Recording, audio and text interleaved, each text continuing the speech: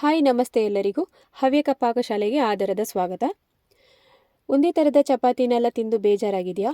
ಹಾಗಿದ್ರೆ ಒಂದು ಸಲ ಈ ಥರದ ಆಲೂ ಪರೋಟನ ಟ್ರೈ ಮಾಡಿ ನೋಡಿ. ತುಂಬಾ ಸಿಂಪಲ್ಲಾಗಿ ಕ್ವಿಕ್ ಆ್ಯಂಡ್ ಈಸಿಯಾಗಿ ಕೂಡ ಮನೆಯಲ್ಲಿ ಮಾಡ್ಕೊಳ್ಬೋದು. ಮಕ್ಕಳಿಗೆ ಲಂಚ್ ಬಾಕ್ಸಿಗೆ ಕೂಡ ಇದನ್ನು ಹಾಕ್ಕೊಡ್ಬೋದು. ತುಂಬಾ ರುಚಿಯಾಗಿ ಸಾಫ್ಟಾಗಿ ಮನೇಲಿ ಒಂದು ಸಲ ಇದನ್ನು ಟ್ರೈ ಮಾಡಿ ನೋಡಿ. ತುಂಬ ಸುಲಭ ವಿಧಾನದಲ್ಲಿ ಹೇಳ್ಕೊಟ್ಟಿದ್ದೀನಿ. ಚಾನಲನ್ನು ಸಬ್ಸ್ಕ್ರೈಬ್ ಮಾಡಿಕೊಂಡು ಪಕ್ಕದಲ್ಲಿರುವ ಬೆಲ್ ಐಕನನ್ನು ಕೂಡ ಪ್ರೆಸ್ ಮಾಡಿ. ಹಾಗಾದರೆ ಇವತ್ತಿನ ವಿಡಿಯೋನ ಸ್ಟಾರ್ಟ್ ಮಾಡೋಣ. ಮೊದಲಿಗೆ ಇಲ್ಲಿ ಮೆಷರ್ಮೆಂಟ್ ಕಪ್ಪಿಂದ 2.5 ಕಪ್ ಆಗುವಷ್ಟು ಗೋಧಿ ಹಿಟ್ಟನ್ನು ತೆಗೆದು ಒಂದು ತಟ್ಟೆಗೆ ಹಾಕ್ತಾ ಇದ್ದೀನಿ. ಈಗ 2.5 ಕಪ್ ಗೋಧಿ ಹಿಟ್ಟಿಗೆ ಒಂದು ಸ್ವಲ್ಪ ರುಚಿಗೆ ಎಷ್ಟು ಬೇಕಷ್ಟು ಉಪ್ಪನ್ನು ಕೂಡ ಹಾಕ್ಕೊಂಡು ಚೆನ್ನಾಗೊಮ್ಮೆ ಮಿಕ್ಸ್ ಮಾಡ್ಕೊಳ್ತೀನಿ. ಮಿಕ್ಸ್ ಮಾಡಿ ಆದ ನಂತರ ತಣ್ಣೀರನ್ನು ಇಲ್ಲಿ ಹಾಕ್ತಾ ಇದ್ದೀನಿ. ಸ್ವಲ್ಪನೇ ನೋಡಿಕೊಂಡು ತಣ್ಣೀರನ್ನು ಮಿಕ್ಸ್ ಮಾಡ್ತಾ ಬರಬೇಕು. ನೋಡಿ, ಈ ಥರ ಚಪಾತಿ ಹಿಟ್ಟಿಗಿಂತಲೂ ತುಂಬಾ ತೆಳ್ಳಗೆ ಕಲಿಸ್ಕೊಳ್ಬೇಕು ಇದನ್ನು. ಹಾಗಾಗಿ ತುಂಬ ಸಾಫ್ಟಾಗಿ ಕಲಿಸ್ಕೊಳ್ಬೇಕು ಇದನ್ನು. ಚಪಾತಿ ಹಿಟ್ಟಿನಷ್ಟು ಗಟ್ಟಿ ಆದರೆ ಪರೋಟ ಅಷ್ಟು ಚೆನ್ನಾಗಿ ಬರಲ್ಲ. ನಾನಿಲ್ಲಿ ತೋರಿಸಿದಂತೆ ನೀರನ್ನು ಸ್ವಲ್ಪ ಹಾಕ್ತಾ ನೋಡಿ ಈ ಥರ ಮಿಕ್ಸ್ ಮಾಡಿಕೊಂಡು ನಾದ್ಕೊಳ್ಬೇಕು. ಚೆನ್ನಾಗಿ ನಾದ್ಕೊಂಡು ನೋಡಿ ಈ ಥರ ರೆಡಿ ಮಾಡ್ಕೊಂಡಿದ್ದೀನಿ. ತೀರಾ ಕೈಗೆ ಅಂಟುತ್ತೆ ಅಂತಂದರೆ ಒಂದು ಸ್ವಲ್ಪ ತುಪ್ಪ ಅಥವಾ ಎಣ್ಣೆಯನ್ನು ಕೂಡ ಹಾಕ್ಕೊಂಡು ಸೈಡಲ್ಲಿ ಇದನ್ನು ರೆಸ್ಟ್ ಆಗೋದಕ್ಕೆ ಬಿಡೋಣ 10 ನಿಮಿಷದ ಕಾಲ. ಈಗ ಸ್ಟಫಿಂಗಿಗೆಲ್ಲ ರೆಡಿ ಮಾಡ್ಕೊಳ್ಳೋಣ. ಇನ್ನೀಗ ಇಲ್ಲಿ ಮೀಡಿಯಮ್ ಸೈಜ್ ಇದ್ದು ಒಂದು 5 ರಿಂದ 6 ಆಲೂಗೆಡ್ಡೆನ ತಗೊಂಡು ಬೇಯಿಸಿ ತಗೊಂಡಿದ್ದೀನಿ. ಇದನ್ನೇನೀಗ ಚೆನ್ನಾಗಿ ಮ್ಯಾಶ್ ಮಾಡ್ಕೊಳ್ಬೇಕು. ಈ ಥರ ನೋಡಿ ಅದು ಕ್ರೀಮಿ ಟೆಕ್ಸ್ಚರಲ್ಲಿ ಬರಬೇಕು. ಅಷ್ಟು ಚೆನ್ನಾಗಿ ಮ್ಯಾಶ್ ಮಾಡಿಕೊಂಡು ನೋಡಿ, ಆಲೂಗಡ್ಡೆಯಲ್ಲಿ ಯಾವುದೇ ಥರದ ಒಂದೇ ಒಂದು ಕಾಳು ಸಮೇತ ನಮಗೆ ಸಿಗಬಾರ್ದು. ಆ ಥರ ಮ್ಯಾಶ್ ಮಾಡಿಕೊಂಡು ಚೆನ್ನಾಗಿ ಸೈಡಲ್ಲಿ ತೆಗೆದಿಡಬೇಕು. ಇನ್ನು ನೆಕ್ಸ್ಟ್ ಒಂದು ಸಣ್ಣ ಮಿಕ್ಸಿ ಜಾರನ್ನು ತಗೊಂಡಿದ್ದೀನಿ. ಅದಕ್ಕೆ ಕರಿಬೇವು ಸೊಪ್ಪು 1 ಹಿಡಿ ಆಗೋಷ್ಟು ತಗೊಂಡೆ. ಅದನ್ನು ಈಗ ಮಿಕ್ಸಿ ಜಾರಿಗೆ ಹಾಕಿ ತರಿಯಾಗಿ ರುಬ್ಕೊಂಡು ತರಬೇಕು. ನಿಮ್ಮಲ್ಲಿ ಚಾಪರ್ ಇದೆ ಅಂತಂದರೆ ಅದರಲ್ಲಿ ಕೂಡ ಹಾಕಿ ಸಣ್ಣ ಪೀಸ್ ಮಾಡ್ಬೋದು. ನೋಡಿ, ಇಷ್ಟ ಆಗಬೇಕಿದು. ತುಂಬ ನುಣ್ಣಗೆ ಮಾಡ್ಕೊಳ್ಬಾರ್ದು. ತರಿಯಾಗಿದ್ದರೆ ಬಾಯಿಗೆ ಸಿಕ್ಕಿದ್ರೆ ತುಂಬ ಚೆನ್ನಾಗಿರುತ್ತೆ. ಇದನ್ನು ತೆಗೆದು ತಟ್ಟೆಗೆ ಹಾಕಿ ಸೈಡಲ್ಲಿ ಎತ್ತಿಡ್ತೀನಿ. ಮುಂದೆ ಅದೇ ಮಿಕ್ಸಿ ಜಾರಿಗೆ 1 ಪೀಸ್ ಆಗುವಷ್ಟು ಶುಂಠಿಯನ್ನು ಹಾಕ್ಕೊಂಡಿದ್ದೀನಿ. ಆಮೇಲಿಂದ ಖಾರಕ್ಕೆ 1 ಮೆಣಸು. ನಿಮಗೆ ಜಾಸ್ತಿ ಖಾರ ಬೇಕು ಅನ್ನೋರು ಜಾಸ್ತಿ ಹಾಕ್ಕೊಳ್ಬೋದು. ಇದನ್ನು ಕೂಡ ಅಷ್ಟೇ ತರಿಯಾಗಿ ರುಬ್ಬಿ ತಂದಿದ್ದೀನಿ. ಇನ್ನು ನೆಕ್ಸ್ಟ್ ಏನು ಮಾಡಬೇಕು ಅಂತಂದರೆ ಒಂದು ಸಣ್ಣ ಬಾಣಲಿನ ಸ್ಟವ್ ಮೇಲೆ ಇಟ್ಕೊಂಡು 1.5 ಸ್ಪೂನ್ ಆಗುವಷ್ಟು ತೆಂಗಿನ ಎಣ್ಣೆನ ಹಾಕ್ತಾ ಇದ್ದೀನಿ.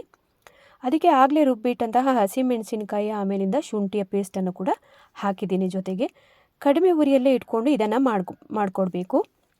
ಹಸಿಮೆಣಸು ಆಮೇಲಿಂದ ಶುಂಠಿ ಹಸಿ ವಾಸನೆ ಎಲ್ಲ ಹೋಗೋ ತನಕ ಹುರ್ಕೊಳ್ಬೇಕು ಎಣ್ಣೆಯಲ್ಲಿ. ಇದು ಚೆನ್ನಾಗಿ ಫ್ರೈ ಆದ ನಂತರ ಇನ್ನೀಗ ಹಳದಿ ಪೌಡರನ್ನು 1 ಸ್ಪೂನ್ ಆಗುವಷ್ಟು ಹಾಕ್ಕೊಂಡಿದ್ದೀನಿ. ಹಳದಿ ಪೌಡರ್ ನಿಮಗೆ ಜಾಸ್ತಿ ಬೇಕು ಅಂತಂದರೆ ಸ್ವಲ್ಪ ಜಾಸ್ತಿ ಕೂಡ ಹಾಕ್ಕೊಳ್ಬೋದು. ಆಮೇಲಿಂದ ಸ್ವಲ್ಪ ಆಮ್ಚೂರು ಇಲ್ಲ ಅನ್ನುವರು ನಿಂಬೆಹಣ್ಣಿನ ರಸ ಕೂಡ ಇದಕ್ಕೆ ಹಾಕ್ಕೊಳ್ಬೋದು. ಆಮೇಲಿಂದ 1 ಸ್ಪೂನ್ ಆಗುವಷ್ಟು ಗರಂ ಮಸಾಲನ ಹಾಕ್ಕೊಂಡಿದ್ದೀನಿ. ಇವು 3 ಕೂಡ ಹಾಕಿ ಚೆನ್ನಾಗಿ ಒಮ್ಮೆ ಕೈಯಾಡಿಸ್ಬೇಕು. ಅದರ ನಂತರ ಆಗಲೇ ನಾವು ರುಬ್ಬಿ ಇಟ್ಟಂತಹ ಕರಿಬೇವು ಸೊಪ್ಪು ಇದೆಯಲ್ಲ ಅದನ್ನು ಕೂಡ ಹಾಕಿ ಚೆನ್ನಾಗಿ ಒಮ್ಮೆ ಫ್ರೈ ಮಾಡ್ಕೊಳ್ಳಿ. ಕರಿಬೇವು ಸೊಪ್ಪು ಕೂಡ ಅಷ್ಟೇ ಬಾಡಬೇಕು. ಅದು ಚೆನ್ನಾಗಿ ಬಾಡಿಸಿದ ನಂತರ ಘಮ ಬರುತ್ತೆ ಅದು ಹುರಿದಾಗ. ಅಷ್ಟು ಚೆನ್ನಾಗಿ ಘಮ ಬರುವಲ್ಲಿ ತನಕ ಇದನ್ನು ಹುರ್ಕೊಳ್ಬೇಕು. ನೋಡಿ, ಇದು ಫ್ರೈ ಮಾಡಿ ಆದ ನಂತರ ಸರಿಯಾಗಿ ಘಮ ಎಲ್ಲ ಬಂತು, ಹಸಿ ವಾಸನೆ ಎಲ್ಲ ಹೋಯಿತು ಅನ್ನುವಾಗ ನಾವಾಗಲೇ ಮ್ಯಾಶ್ ಮಾಡಿ ಇಟ್ಕೊಂಡಿದ್ದೀವಲ್ಲ ಆಲೂಗೆಡ್ಡೆ, ಅದರ ಜೊತೆಗೆ ಇದನ್ನು ಕೂಡ ಹಾಕಬೇಕು. ಇದು ಹಾಕಿ ಆದ ನಂತರ ಆಮೇಲಿಂದ ರುಚಿಗೆ ಎಷ್ಟು ಬೇಕೋ ಅಷ್ಟು ಉಪ್ಪನ್ನು ನೋಡಿಕೊಂಡು ಹಾಕ್ಕೊಳ್ಳಿ. ಆಗಲೇ ನಾವು ಹಿಟ್ಟಿಗೆ ಕೂಡ ಹಾಕಿರ್ತೀವಿ ಉಪ್ಪನ್ನು. ಇದಕ್ಕೆ ಕೂಡ ಹಾಗೆಯೇ 1 ಸ್ಪೂನ್ ಆಗುವಷ್ಟು ಉಪ್ಪನ್ನು ಆಮೇಲೆ ಹಾಕಿದ್ದೀನಿ. ಇನ್ನು ಮಸಾಲೆ ಕೂಡ ಹಾಗೆಯೇ ಉಪ್ಪು ಎಲ್ಲವನ್ನು ಸರಿಯಾಗಿ ಹೊಂದ್ಕೊಳ್ಳುವಂತೆ ಈ ಥರ ಮಿಕ್ಸ್ ಮಾಡಬೇಕು. ಚೆನ್ನಾಗಿ ಮಿಕ್ಸ್ ಆಗಬೇಕು. ಆಮೇಲೆ ಆಲೂಗಡ್ಡೆಯಲ್ಲಿ ಕೂಡ ಹಾಗೆಯೇ ನಾನು ಆಗಲೇ ಹೇಳಿದಂತೆ ಒಂದು ಕಾಳು ಕೂಡ ಸಿಗಬಾರ್ದು. ಪರೋಟ ನಮಗೆ ಲಟ್ಟಿಸ್ಬೇಕಾದ್ರೆ ತುಂಬ ಚೆನ್ನಾಗಿ ತೆಳುವಾಗಿ ಅಥವಾ ಲಟ್ಟಿಸ್ಬೇಕಾದ್ರೆ ಅದು ಮಿಡ್ಲಲ್ಲಿ ಸಿಕ್ಕಿತು ಅಂತಂದರೆ ಚೆನ್ನಾಗಿ ಬರಲ್ಲ ಪರೋಟ.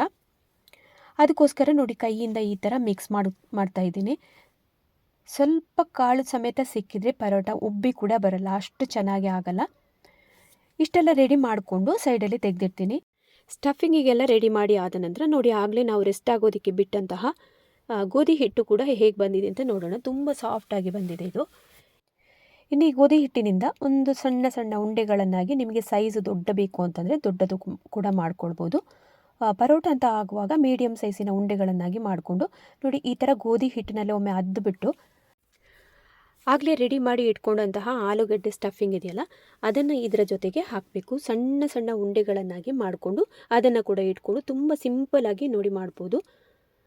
ಸ್ವಲ್ಪ ಹಾಕಿದರೆ ಸಾಕು, ಜಾಸ್ತಿ ಬೇಡ. 1 ಸ್ಪೂನ್ ಆಗುವಷ್ಟು ಅದನ್ನು ಉಂಡೆ ಮಾಡಿಕೊಂಡು ಕೈಯಲ್ಲಿ ನೋಡಿ ಅದರ ಒಳಗಡೆ ಹೀಗೆ ಇಡಬೇಕು. ಇಟ್ಟ ನಂತರ ಸುತ್ತಲೂ ಕವರ್ ಆಗುವಂತೆ ನೋಡಿ ಹೀಗೆ ಗೋಧಿ ಹಿಟ್ಟನ್ನು ಹೀಗೆ ಕವರ್ ಮಾಡಿಕೊಳ್ಬೇಕು ಕೈಯಿಂದ. 1-2 ಮಾಡಿದ ನಂತರ ತುಂಬ ಸುಲಭವಾಗಿ ಮಾಡೋದಕ್ಕೆ ಬರುತ್ತೆ, ಕಷ್ಟ ಏನಿಲ್ಲ. ನೋಡಿ ಈ ಥರ ಸುತ್ತ ಅದು ಕವರ್ ಆಗುವಂತೆ ನೋಡಿ ಕೈಯ ಸಹಾಯದಿಂದ ಹೀಗೆ ಮಾಡಿಕೊಳ್ಬೇಕು.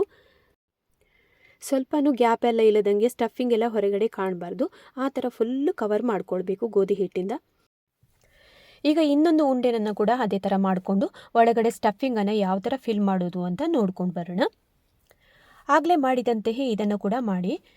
ವಿಡಿಯೋಕ್ಕೋಸ್ಕರ ನಾನು ಇಲ್ಲಿ ಇನ್ನೊಂದನ್ನು ಮಾಡಿ ತೋರಿಸ್ತಾ ಇದ್ದೀನಿ. ಇಲ್ಲ ಅಂತಂದರೆ ಇಮಿಡಿಯೇಟ್ ಮಾಡಿದ ತಕ್ಷಣ ಸ್ಟಫಿಂಗನ್ನು ಸರಿಯಾಗಿ ಮಾಡಿ ಫಿಲ್ ಮಾಡಿ ಎಲ್ಲ ಆಯಿತು ಅಂದರೆ ಲಟ್ಟಿಸ್ಬಿಟ್ಟು ಕಾಯಿಸಬೇಕು ಅದನ್ನು. ಯಾಕಂತಂದರೆ ಅದು ಮೇಲಿಂದು ಇದೆಲ್ಲ ಗಟ್ಟಿಯಾಗಿ ಹೋಗುತ್ತೆ. ಅದಕ್ಕೋಸ್ಕರ ನೋಡಿ ಈ ಥರ ಈಗಾಗಲೇ 2 ರೆಡಿ ಮಾಡಿ ಇಟ್ಕೊಂಡಿದ್ದೀನಿ. ನಾನಿಲ್ಲಿ ಕಿಚನ್ ಪ್ಲ್ಯಾಟ್ಫಾರ್ಮ್ ಮೇಲೇ ನೋಡಿ ಹುಡಿಯನ್ನು ಉದುರಿಸ್ಬಿಟ್ಟು ಚೆನ್ನಾಗಿ ಸರ್ಫೇಸನ್ನೆಲ್ಲ ಒಮ್ಮೆ ಕ್ಲೀನ್ ಮಾಡ್ಕೊಳ್ಳಿ.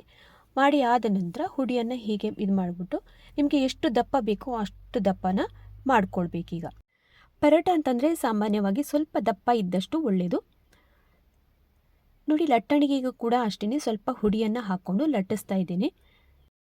ಇನ್ನು ಹಿಟ್ಟು ಕೂಡ ಹಾಗೆಯೇ ಚಪಾತಿ ಹಿಟ್ಟಿಗಿಂತ ತೆಳ್ಳಗೆ ಇರೋದ್ರಿಂದ ಸರ್ಫೇಸ್ ಮೇಲೆಲ್ಲ ಅಂಟದಂತೆ ನೋಡ್ಕೊಳ್ಳಿ. 2 ಸೈಡಿಗೂ ಗೋಧಿ ಹಿಟ್ಟನ್ನು ಸರಿಯಾಗಿ ಹಾಕ್ಕೊಳ್ಳಿ.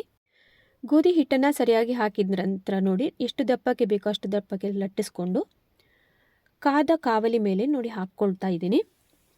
ಇದರ ಮೇಲಿಂದ ತುಪ್ಪನಾದರೂ ಹಾಕ್ಕೊಳ್ಬೋದು ಅಥವಾ ಎಣ್ಣೆನಾದರೂ ಹಾಕ್ಕೊಂಡು ಮಾಡ್ಬೋದು ಪರೋಟನ. 2 ಸೈಡು ಕೂಡ ಚೆನ್ನಾಗಿ ಬೇಯಬೇಕು. ಇದನ್ನು ಮಧ್ಯಮ ಉರಿಯಲ್ಲಿ ಇಟ್ಕೊಂಡು ಮಾಡಬೇಕಾಗುತ್ತೆ. ತುಂಬ ಜಾಸ್ತಿ ಉರಿಯಲ್ಲಿ ಇಟ್ಟರೆ ಸೀದು ಹೋಗುತ್ತೆ, ಆಮೇಲಿಂದ ಪರೋಟ ಚೆನ್ನಾಗಿ ಬರಲ್ಲ. 2 ಸೈಡು ಕೂಡ ಸರಿಯಾಗಿ ಬೇಯಿಸ್ಕೊಳ್ಬೇಕು. ನಾನು ಆಗಲೇ ಹೇಳಿದಂತೆ ಚಪಾತಿ ಹಿಟ್ಟಿಗಿಂತನೂ ತೆಳ್ಳಗೆ ನಾವು ಹಿಟ್ಟನ್ನು ರೆಡಿ ಮಾಡ್ಕೊಳ್ಬೇಕು. ಆಮೇಲೆ ಆಲೂಗಡ್ಡೆ ಕೂಡ ಅಷ್ಟೇ ಚೆನ್ನಾಗಿ ಬೇಯಿಸಿರಬೇಕು. ಅದನ್ನು ಮ್ಯಾಶ್ ಮಾಡಬೇಕಾದ್ರೂ ಚೆನ್ನಾಗಿ ಮ್ಯಾಶ್ ಮಾಡಿರಬೇಕು. ಒಂದು ಸ್ವಲ್ಪ ಕಾಳು ಕೂಡ ಇಲ್ಲದಂಗೆ ನೋಡ್ಕೊಳ್ಬೇಕು. 2 ಸೈಡು ಕೂಡ ಚೆನ್ನಾಗಿ ಬೇಯಿಸಿ ಎಣ್ಣೆ ಅಥವಾ ತುಪ್ಪ ಯಾವುದು ಬೇಕಾದರೂ ನೀವು ಹಾಕ್ಕೊಳ್ಬೋದು. ಇದಕ್ಕೆ ಮಕ್ಕಳಿಗೆಲ್ಲ ಅಂತೂ ತುಂಬಾ ಇಷ್ಟ ಆಗುತ್ತೆ. ಇದು ಲಂಚ್ ಬಾಕ್ಸಿಗೆ ಕೂಡ ಇದನ್ನು ನೀವು ಹಾಕ್ಕೊಡ್ಬೋದು. ಮಧ್ಯಾಹ್ನದ ಹೊತ್ತಿಗೆಲ್ಲ ಇದು ಅಷ್ಟೇ ಸೂಪರ್ ಆಗಿರುತ್ತೆ. ಚಪಾತಿ ಥರ ಎಲ್ಲ ನಾರಾಗೋದಾಗಲಿ ಯಾವುದು ಥರ ಆಗಲ್ಲ. ಟಿಫಿನ್ ಎಲ್ಲ ಖಾಲಿಯಾಗಿ ಬರೋದಂತೂ ಖಂಡಿತ, ಅಷ್ಟು ಚೆನ್ನಾಗಿ ಬರುತ್ತೆ ಇದು. ನೋಡಿ ಯಾವ ಥರ ಉಬ್ಬಿಕೊಂಡು ಬಂದಿದೆ ಅಂತ. ಹದ ಉರಿಯಲ್ಲೇ ಇಟ್ಟುಕೊಂಡು ಪರೋಟ ಆಗಿರೋದ್ರಿಂದ 2 ಸೈಡು ಕೂಡ ಚೆನ್ನಾಗಿ ಬೇಯುವಂತೆ ನೋಡ್ಕೊಳ್ಬೇಕು. ನಾವು ಆಗಲೇ ಸ್ಟಫಿಂಗನ್ನು ಕೂಡ ಬೇಯಿಸಿರ್ತೀವಿ, ಆಲೂಗಡ್ಡೆ ಆಗಲಿ ಅದೆಲ್ಲ ಏನು ಬೇಯೋದಂತಹ ಅವಶ್ಯಕತೆ ಇಲ್ಲ. ಉಲ್ಟಾ ಮಾಡಿ ಕೂಡ ಹಾಗೆಯೇ ನೋಡಿ ಈ ಥರ ಇದನ್ನು ಪ್ರೆಸ್ ಮಾಡ್ತಾ ಮಾಡ್ತಾ ಬೇಯಿಸೋದ್ರಿಂದ ಚೆನ್ನಾಗಿ ಈವನ್ ಆಗಿ ಬೇಯುತ್ತೆ ಇದು.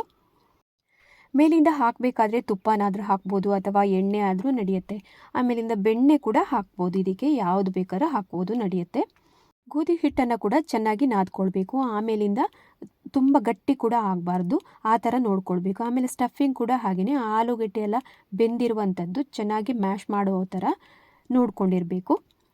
ಅಷ್ಟೆಲ್ಲ ಮಾಡಿದಾಗ ನೋಡಿ ಈ ಥರ ಸೂಪರಾಗಿ ಉಬ್ಬಿಕೊಂಡು ಬರುತ್ತೆ ಮೇಲೆ. ಆಲೂ ಪರೋಟನ ಸುಲಭವಾಗಿ ಮನೆಯಲ್ಲಿ ಯಾವ ಥರ ಮಾಡೋದು ಅಂತ ನೋಡ್ಕೊಂಡು ಬಂದ್ರಿ ಅಲ್ವಾ. ಮನೇಲಿ ಇದನ್ನು ನೀವು ಟ್ರೈ ಮಾಡಿ ನೋಡಿ, ಹೇಗೆ ಬಂತು ಅಂತ ಕಾಮೆಂಟ್ ಮಾಡಿ ನನಗೆ ತಿಳಿಸಿ. ಇವತ್ತಿನ ಆಲೂ ಪರೋಟದ ರೆಸಿಪಿ ನಿಮಗೆ ಇಷ್ಟ ಆಯಿತು ಅಂತ ಅಂದ್ಕೊಂಡಿದ್ದೀನಿ. ಇಷ್ಟ ಆದಲ್ಲಿ ಒಂದು ಲೈಕ್, ಶೇರ್, ಸಬ್ಸ್ಕ್ರೈಬ್ ಮಾಡೋದನ್ನು ಮರಿಬೇಡಿ. ಹಾಗೆಯೇ ಇದನ್ನು ಎಲ್ಲ ಕಡೆ ಶೇರ್ ಮಾಡಿ ಸಪೋರ್ಟ್ ಮಾಡಿ. ಮುಂದೆ ಇನ್ನೊಂದು ವಿಡಿಯೋದಲ್ಲಿ ಸಿಗ್ತೀನಿ. ಅಲ್ಲಿ ತನಕ ವಂದನೆಗಳು.